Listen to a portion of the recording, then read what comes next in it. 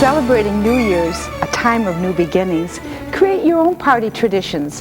Whether you gather to ring in the new year or to watch football on New Year's Day, the menu for this tasty buffet can be served formally from a sideboard in the dining room, and I'm going to show you that, or casually from your kitchen counter. The recipes are on a recipe card that came with your video. The optional recipes are from the Savory and Simple Cooking Cookbook that uses the savory seasoning herb blends. I'm going to be using the herb blends in all the foods that we make today.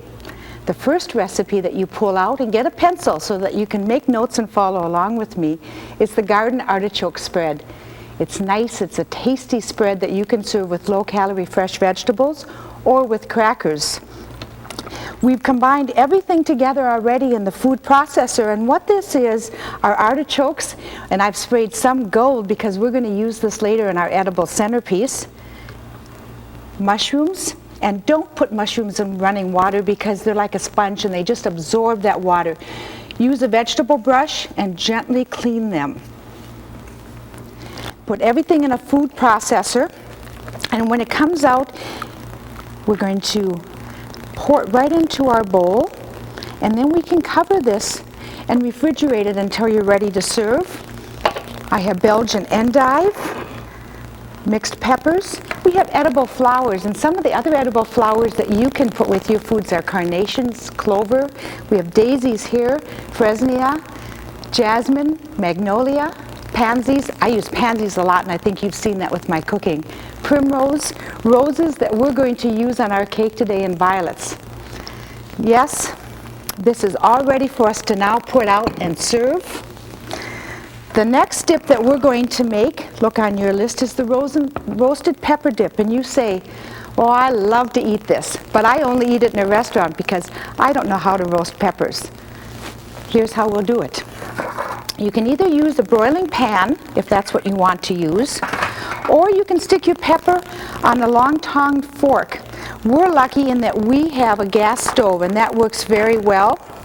Under the broiler pan, you put your pepper, and it will start to really burn, totally dark. Then you'll just keep turning them over. On a gas stove, you hold it over the flame until you indeed blacken that whole side. Once you've done that, and you'll see how it will start to turn and blacken, then we're going to take this and we're going to put it in a brown paper sack. Close it up, and what that does is it allows the pepper to steam. When we pull it out of here in 10 minutes, then we cut off the top, we remove the seeds, we peel off all the browned, blackened skin, and we have roasted peppers. The next product looks like this. They've been peeled, roasted, and chopped and pureed in a food processor. I'm going to combine the pureed red pepper with some ketchup. We add ketchup because it has some of those seasonings in it, like vinegar that you don't have to add again, and it's tart, gives a little bit of flavor, some lemon juice, some good garlic, and you add as much garlic as you like. Now, you know, you don't store your garlic in the same place as you store your potatoes and every place else. Keep them in a brown bag under the counter, and they work well that way. Pour in the red pepper dip, and we're set to have our second plate. We'll set that up here. Now we're ready with that. The next thing that I'm going to show you how to make is the tortellini. I'm going to check my recipes. You check your recipes so that we get this right. I'm going to preheat the burner. Add a little olive oil. That's going to heat up. Now I have a nonstick pan, so I wouldn't have to add any olive oil at all if I didn't want to. And into this, you can see I started some scallops before because I wanted to show you what color they would be and the nice browning that they would have. And they become white when they're cooked. They're opaque when they're raw. We'll put these in and let them start to stir so that we can mix them up. Ahead of time, I made the mushroom sauce It's in a saucepan, it's hot, it's ready. Now if you were going to get all your foods ready the day before, you could make the mushroom sauce, cover it, put it in the refrigerator, pull it out and heat it. But I wouldn't cook the scallops until just before you're ready to serve it. We have a pan of hot water that we're cooking on there for our pasta. This is fresh, uncooked pasta. I'm going to add that to the water. And I do a little trick at home.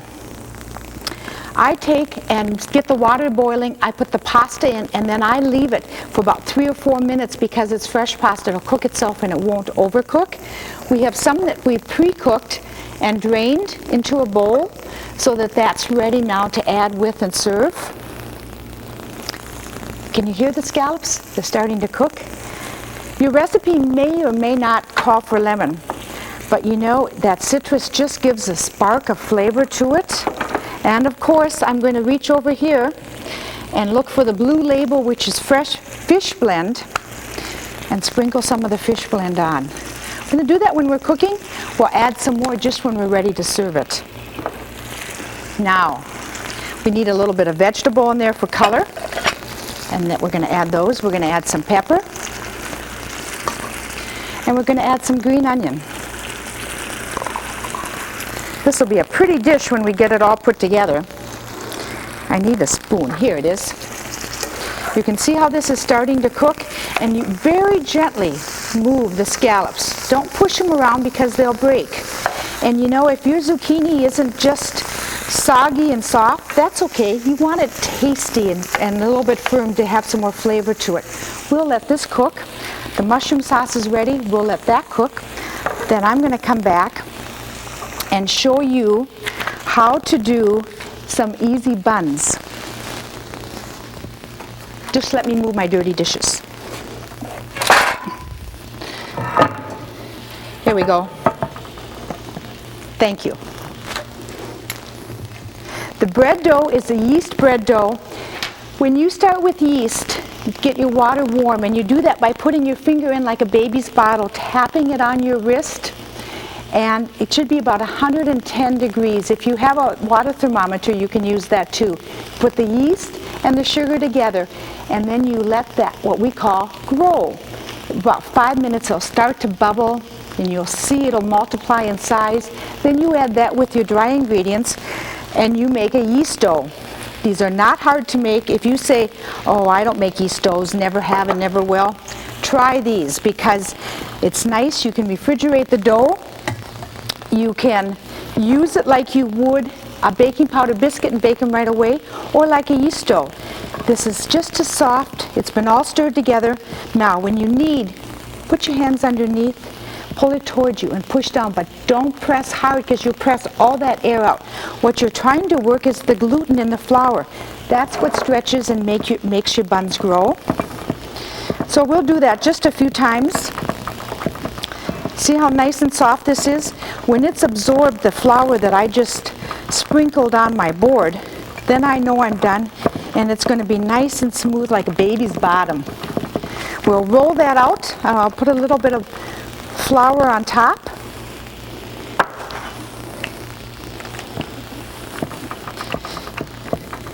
Now, I'm not going to roll these perfectly for you here because it takes too much time, but we have some baked out in the back.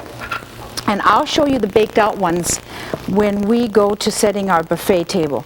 Put this on your baking sheet, cover it with a towel or waxed paper, let it rise for 45 minutes, bake them. They're delicious. And you know what's nice is you can have part of this ready, then you can put them in the oven and bake them so they'll be hot when you get to your buffet table. Let's set this aside.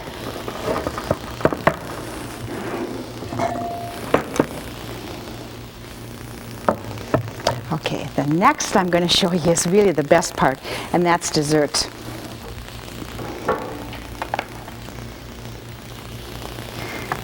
Can I just take you back over here for 1 minute and show you how the scallops are cooking?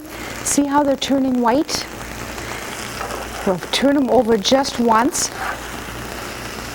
Then I'm going to turn the burner down very low. If you want to, when you're home doing this, you can just cover it for a few minutes. because I don't want them to overcook. The next that I'm going to show you is the chocolate cake. And yes, we have low-calorie dip. Yes, we have good tasty tortellini and scallops and a mushroom sauce. And you know, if you'd like to, instead of using all scallops, you can put scallops and shrimp together. You can use chicken, you can use turkey, or ham as a substitute. And your recipe will tell you that, so refer back to your recipe. But you know, you have to have something. And this cake is quick to stir together, and it's deliciously chocolate. Because we add mayonnaise to it when we stir it together instead of the oil, this is a cake that you can prepare ahead of time, wrap it tightly, put it in the refrigerator, or even freeze it. I'm going to lift off the top of the cake. You can see what a nice, delicate texture it has, and then move it over. Now, the next that we're going to prepare is the filling. I have the chocolate, it's been warmed, now it's come to room temperature. Let me go get the whipping cream. That's been held in the refrigerator so that it will hold its texture and stay nice and cold. Make sure you whip that up all the way. I always like to use real heavy whipping cream because I think you can taste the difference, and you certainly have a better texture with it. So let me fold this together. Now, you have your recipe in front of you, and those of you that watch me cook know that, you know, I'm not very good about recipes. So if I'm not doing this exactly like your recipe is showing you, follow your recipe. Just watch what I'm doing because I'll show you the main parts of it. Now we'll have our chocolate and our cream spread together, and we're going to spread this over our cake. Now, if you think for you that there's more filling here than what you would like to serve, take some of the filling and serve it like a dollop on top when the pieces are cut. That'll work very well. There we go. Now, the next thing that we're going to do is to take a glaze, and we've melted the chocolates. This glaze is meant to be a real finishing touch because it's smooth as a mirror, and it goes on ever so carefully and goes down the edge. You can see the melted chocolate. Let me get a spatula to work with. We're going to stir in the powdered sugar. I'm going to stir in a little at a time. You know, the kind of cake that we're making now is the kind of cake that you go out and eat in restaurants, and you're so impressed with it. And really, our menu that we're making today is easy. It's meant to be that way because after the holidays that are so hectic, you really need to have food that you can put together ahead of time. Then you can sit down and enjoy the day, whether it's watching football or whether it's New Year's Eve and you get all dressed up and entertain. The trick here is not to dump in all of the powdered sugar at one time, because if you do that, what will happen is you'll be stirring and stirring and you'll never get it smooth. So you add a little bit at a time, keep working it in till that's perfectly smooth, and then you add more.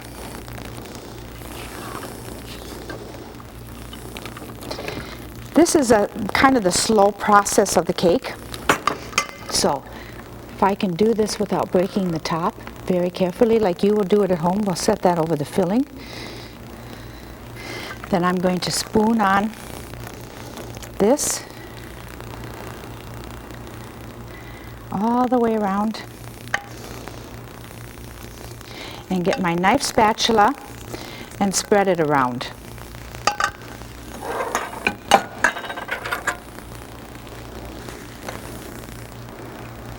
And I don't see my knife spatula, so I'll spread it with something else.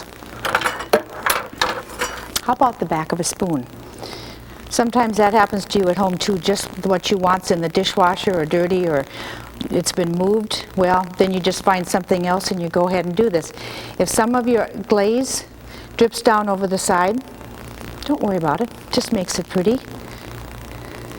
There you go. Now we're going to do one real neat trick, and that is we're going to paint some chocolate leaves. You can melt chocolate in the microwave if you want to. You can put it in a pan, top of a double boiler if you wanted to. I have a glass bowl that's sitting in hot water, and that gives you the consistency that's spoonable. Don't over and keep stirring your chocolate over and over again, because you know what will happen? It'll start to get hard, it'll start to lump together. I have lemon leaves that I've washed. I happen to have dried these because sometimes that works real well. And what I'm going to do is just paint the chocolate on. Pretend you're in kindergarten and you have paints in front of you. You want an even layer. You don't want it too thick in one spot, not as thick in another. Now, we would set this down on a plate or wax paper and let it harden. You can do it on the front side. If you want the veins to show, then do it on the back side. And I especially like that because once this sits up and get hard, as we'll see that it will do before we get to our buffet table, when we pull this off, then your leaves will have veins on them. So we'll do our leaves. I'll finish this one up. And then we're going to set our leaves once they've hardened on our cake.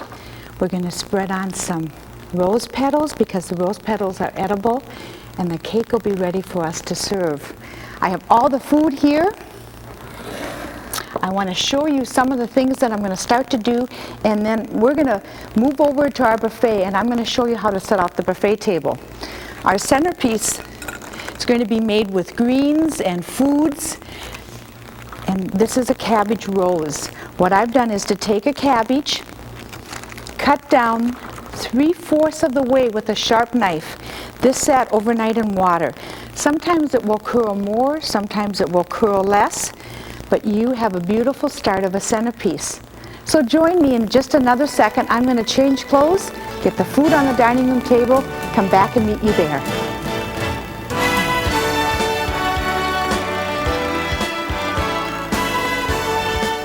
Welcome to the dining room. Your New Year's Eve buffet dinner invitation postcards can be sent after December 1st. Even though the dinner is a buffet, an RSVP date may be noted on the invitation. This allows you to plan for the number of guests to serve. Your New Year's favor is going to spice it up the year with homemade salsa. It's on page 10 in the cookbook, or use your own favorite recipe. Prepare 1 jar per family or per guest.